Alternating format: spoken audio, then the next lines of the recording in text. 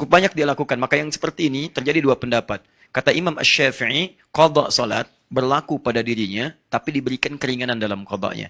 Ambil sebagian waktu yang lenggang bagi dia. Bismillahirrahmanirrahim. Salat yang tertinggal di masa lalu apakah harus diqadha? Sedangkan di bulan Ramadan 1 kali salat wajib, 27 kali salat wajib itu sendiri. Minta tolong penjelasan. Maksudnya Anda mau qadha di Ramadan. Jadi setiap qadha lumayan 27 kali kemarin. Lumayan tidak, jangan begitu cara memahaminya. Pertama begini. Ini ada dua pendapat. Kalau yang dimaksud qadha ini adalah qadha dalam masa yang singkat, semacam Anda tertidur. Subuh jam berapa tadi? 4.35 ya, lihat sini nggak apa-apa. Subuh 4.35, Anda bangun 5.34. Masih ada waktu. Yang jadi masalah, Anda bangun jam 15:34. Dia sudah lewat subuh, lewat zuhur. Betul. Ini ada kejadian. Di Tripoli pernah kejadian, orang 2 hari 2 malam nggak bangun-bangun. Ini kisah nyata, bukan rekayasa. Kisah nyata. Kisah nyata. 2 hari 2 malam, tidak bangun-bangun. Didorong, digulang-guling, tidak. Nggak mungkin dilempar dari atas, meninggal kan, dia masih hidup. Susah. Apa yang terjadi? Ternyata setelah 2 hari dia bangun. Baik, dalam seperti itu berlaku hadis Nabi SAW. Apa di antara hadisnya? Rufi'al qalam. Diangkat pena, belum dihisab pada saat itu. An thalathatin, dari 3 hal. Salah satunya anin naimi hatta yastayqidha. Dari orang tidur sampai bangun. Di orang tidur itu, saat bangunnya itulah waktu sholatnya. Bukan nggak pakai waktu sholatnya. Jadi begitu bangun, sholatnya di situ. Ya. Dan ini pernah dialami di masa Nabi SAW. Jadi masa Nabi itu pernah kejadian. Kenapa hadis ini lahir salah satunya? Di masa Nabi pernah kemudian perjalanan yang luar biasa. Lelahnya, capek luar biasa. Malam-malam. Menjelang kepada akhir malam. Setelah kemudian sholat malam sebagainya. Nabi katakan pada Bilal, Bilal kamu jaga ya. Kita istirahat. Kata Bilal, tenang ya Rasulullah. Saya pun ikut tidur. Nanti saya bangunkan insya Allah. Dia bangunkan. Saya bangunkan katanya. Yakin. Udah tidur semua. Begitu bangun, Bilal ikut tidur semuanya. Yang membangunkan apa? Dengan izin Allah, cahaya matahari sudah mengenai sinar mata Nabi SAW. Bangun dengan cahaya matahari, bukan dengan bangun suara Bilal.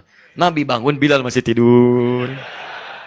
Kata Nabi, wailak ya Bilal, celaka kamu Bilal. Katanya kamu bangun, kok kamu ketiduran? Kalau kamu nggak mampu, jangan katakan insya Allah saya bangunkan. Jangan katakan saya bangunkan. Jangan katakan. Maka dari situ kemudian kata Nabi berwudu semuanya. Setelah wudu, adzan kamu Bilal. Setelah itu, tunaikan sholat sunnah. Setelah itu, ayo sholat. Jadi semuanya sholat pada saat bangunnya. Pertanyaannya, Ustaz, kok bisa Nabi kesiangan? Awas, hati-hati. Jangan ikut-ikutan orientalis. Betul. Karena ada yang pernah ikut orientalis. Ya, hadis itu baru dikumpulkan 200 tahun setelah wafatnya Nabi SAW. Itu ikut-ikutan. Dan ngaku ustad lagi. Ya. Itu bahaya. Kalau itu orang gila, bolehlah bawa aja silakan. Kita ridho. Gak ada masalah kalau itu. Ya. Tapi yang asli jangan. Tolong jangan dipotong video saya. Nanti repot lagi. Nah, kembalikan sini. Kenapa Nabi kemudian seakan bangun kesiangan? Ternyata bukan. Allah bisa saja memberikan isyarat kepada Nabi, bangun ya Rasulullah. Langsung dibangunkan. Sekarang waktunya subuh. Tapi kenapa diperkenankan oleh Allah bangun dalam keadaan bukan subuh? Untuk memberikan dampak hukum pada umatnya yang mungkin mengalami peristiwa serupa. Kalau Nabi, itu mudah dibangunkan. Kalau nggak pernah kejadian seperti itu, bagaimana cara menerangkan hukumnya? Makanya yang akan mengalami itu kebanyakan umatnya, bukan Nabinya. Karena itulah Nabi diberikan seperti itu bersamaan dengan umatnya supaya menerangkan hukum dan disebarkan oleh umatnya pada saat itu. Karena itulah kemudian teman-teman sekalian, jika ada orang yang tertidur dalam masa singkat tadi kemudian bangun saat itu dia sholat. Anda ketiduran misalnya kan, bangun jam 9, saat bangunnya itu sholat. Tapi ingat, bukan dalam rangka ketiduran dalam nuansa yang disengaja. Ada peluang nih, tiduran, ya, tiduran. Bukan, Anda memang tertidur capek lelah. Tapi kalau tidur Anda karena bergadang, lihat bola dan sebagainya. PSG ketemu dengan Madrid nih, ketemu dengan Madrid hari Kamis dini hari. Wah, sudah catat tanggalnya macam-macam. Madrid sedang gak bagus di liga nih, tertinggal terus. Bahkan kemarin dia seri lagi, sebelumnya kalah dan salib Barcelona, poinnya udah 19 bedanya, nggak mungkin kesusul. Sedangkan di PSG, waduh, sedang juara pertama nih, kemarin menang 3-0, Neymar ngegolin lagi, ngasih assist lagi. Cuman dia belum dapat Ballon d'Or, kalah sama Ronaldo dengan Messi. Tapi Ronaldo sedang turun. Sekarang bertemu antara Ronaldo dengan Neymar. Di mana kira-kira? Dilihat jadwalnya. Saya nggak pernah nonton, Pak, nggak ada kerjaan. Betul, nggak ada kerjaan. Jadi tulis jam 3, jam 4. Lihat, Madrid menang. Ujungnya menangis, kalah. Kalahnya pas menjelang adzan subuh, jam 4:30. Pas 4:35 menit lagi mau adzan, capek tidur. Tidurnya karena nonton bola. Bangun-bangun jam 9. Maka di situ bermaksiat dia kepada Allah Subhanahu wa taala.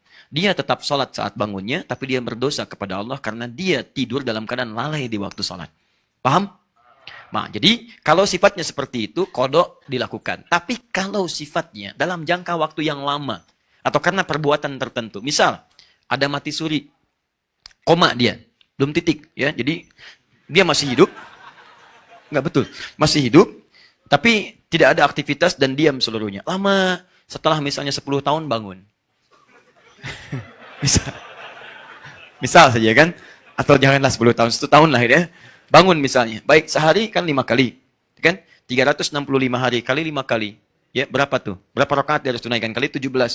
Cukup banyak dia lakukan. Maka yang seperti ini terjadi dua pendapat.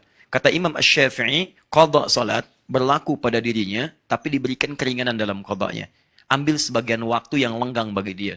Mungkin setelah salat zuhur, dia salat lagi dengan meniatkan untuk qadha salat yang telah berlalu. Mengambil keumuman hadis tadi. Seperti orang tidur yang tidak salat. Dan tidurnya dalam keadaan tidak menunaikan salat, maka dipahami oleh Imam Asy-Syafi'i untuk kehati-hatian, tunjukkan kesungguhan kita untuk mendekat kepada Allah. Setelah salat maghrib, misalnya tunaikan lagi. Tapi di waktu-waktu yang kira-kira tidak ada salat sunnah setelahnya, maka alangkah baiknya tidak dikerjakan. Bisa setelah subuh, gitu kan? Nah, kalau bisa itu jangan. Jangan, karena dikhawatirkan menyebabkan kesalahpahaman di antara banyak orang. Kenapa? Oh iya, kok salat lagi ya? Iya. Wah, ini alirannya bahaya ini. Oh, aliran bahaya. Nah, akhirnya di situ terjadilah perselisihan yang tidak diinginkan, ya. Itu pendapat Al-Imam Asy-Syafi'i. Ulama yang lain berpendapat tidak berlaku hukum qadha yang seperti ini.